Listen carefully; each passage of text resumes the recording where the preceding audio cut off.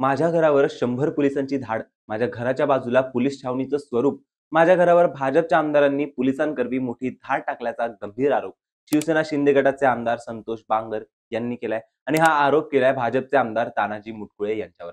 सध्या नगरपालिका निवडणुकीचा प्रचार शिगेला पोहोचला असताना हिंगोलीमध्ये मात्र भाजप विरुद्ध एकनाथ शिंदे यांची शिवसेना असा संघर्ष होताना आपल्याला पाहायला मिळतोय.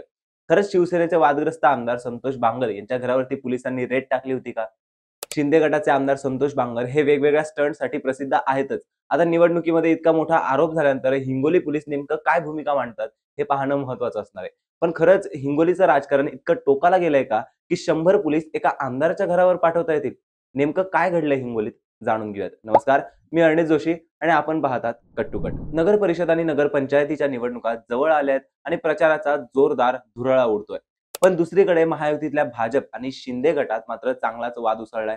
राज्यातील काही ठिकाणी तर भाजप विरुद्ध शिवसेना शिंदे गट अशी थेट लढत दिसणार आहे आणि अशातच कळमनुरीचे शिंदे गटाचे आमदार संतोष बांगर यांनी भाजप आमदार तानाजी मुटकुळे यांच्यावर एक गंभीर आरोप केलाय. ते म्हणाले, मुटकुळे यांनी मध्यरात्री माझ्या घरावरती 100 पोलीस पाठवले, माझ्या घराची झडती घेण्यात आली. मध्यरात्री त्यांच्या घरी तब्बल 100 पोलिसांनी धाड टाकली असा दावा त्यांनी केला. घराची झाडाझडती घेतली, कपाट, कपडे, फ्रीज मधील सामान सगळं बाहेर काढून ठेवलं असं त्यांनी सांगितलं. सोबतच ते म्हणाले, की परवा दिवशी माझ्या घराच्या समोर छावणीचं रूप आलं होतं. मी घराच्या समोरून खिडकी उघडून बघतोय तर खाली पोलीसवाले. मी त्यांना विचारलं तर ते म्हणाले, आम्हाला पंचनामा करायला सांगितलाय, आम्हाला आदेश आहेत. शिवाय त्यांच्या नातेवाईकांनाही त्रास दिला जात असल्याचा आरोप त्यांनी केला. हे सगळं घडत असताना 28 नोव्हेंबरला हिंगोलीत मुख्यमंत्री देवेंद्र फडणवीस यांची सभा होणार आहे. त्याआधी बांगर यांनी हा धक्कादायक आरोप केल्याने चर्चा रंगली आहे. कळमनुरीला बांगर यांनी भाजप विरोधात शिंदे गटाचा स्वतंत्र उमेदवार उभा केलाय.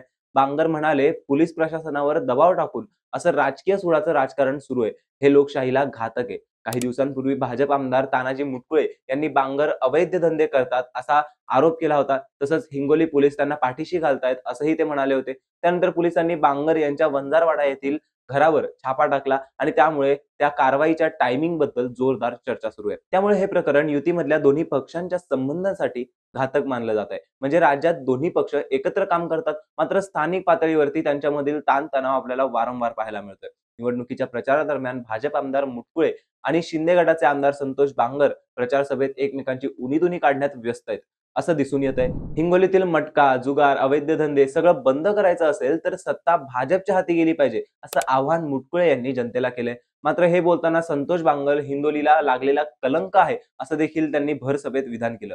त्यामुळे आता घडलेलं प्रकरण म्हणजे संतोष बांगर यांच्या घरी 100 पोलीस पाठवून घराची झडती घेण्याबद्दल संतोष बांगर म्हणाले, की भाजप हा पक्ष सत्तेचा दुरुपयोग करून दबाव तंत्राचा वापर करत विरोधकांना दाबण्याचा प्रयत्न करत आहे असं बोलत त्यांनी मुटकुळे यांच्यावरती हल्लाबोल चढवलाय.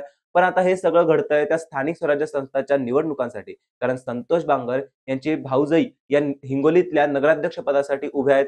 त्यांची लढत थेट तानाजी मुटकुळे यांच्याशी आहे आणि या निवडणुकीला निवडणुकीसारखं न घेता थेट वैयक्तिक चरित्रहनन करण्याचा प्रयत्न या दोन्ही आमदारांकडून सुरू आहे. त्यामुळे हिंगोलीचं राजकारण आपल्याला तापलेलं पाहायला मिळतंय. यातच राष्ट्रवादीच्या अजित पवारांनी भाजप आणि शिवसेना शिंदे गटासारखे मित्रपक्ष विरोधक असतानाही त्यांच्यावर टीका करणं टाळलंय.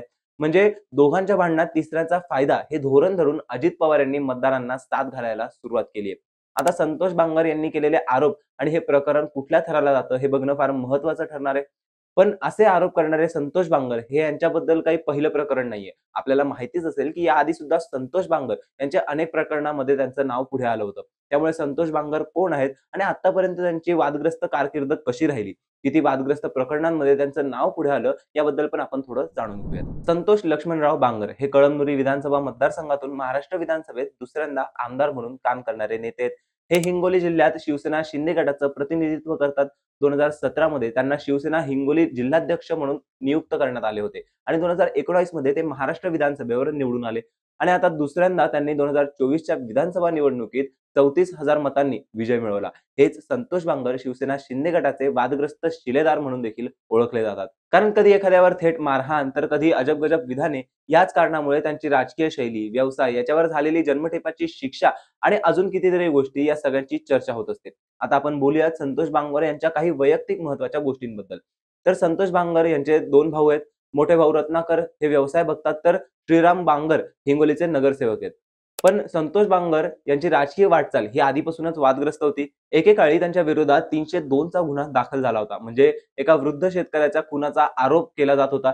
6 महिन्यांहून अधिक काळ त्यांना जेलमध्ये राहावं लागलं. या प्रकरणांमुळे शिवसेनेनं त्यांना पदावरून काढून टाकलं. थेट हायकोर्टात धाव घेतली. कोर्टानं त्यांना निर्दोष मुक्त केलं.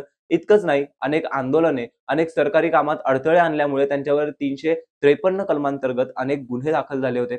कोरोना काळातही स्वतःची लाखोंची एफ-डी मोडून संतोष बांगर यांनी रुग्णांना इंजेक्शन पुरवले होते, असं त्यांच्या समर्थकांचं म्हणणं आहे. एका आर-टी-ओ अधिकाऱ्याला फोनवरून बोलताना त्यांनी शिवीगाळ केली. विधानसभा निवडणुकीच्या प्रचारादरम्यान त्यांनी विद्यार्थ्यांशी संवाद साधताना वादग्रस्त विधानं केली होती. अशा अनेक प्रकरणांमुळे त्यांचं व्यक्तिमत्व वादग्रस्त ठरवण्यात आलं. मध्यंतरी कावड यात्रेदरम्यान देखील संतोष बांगर यांची प्रचंड चर्चा झाली आणि आता तानाजी मुटकुळे यांच्या विरोधात केलेल्या आरोपांमुळे हे प्रकरण किती लांबवर जाईल आणि याचा निवडणुकीवर काय परिणाम होईल हे बघणं फार महत्त्वाचं ठरेल.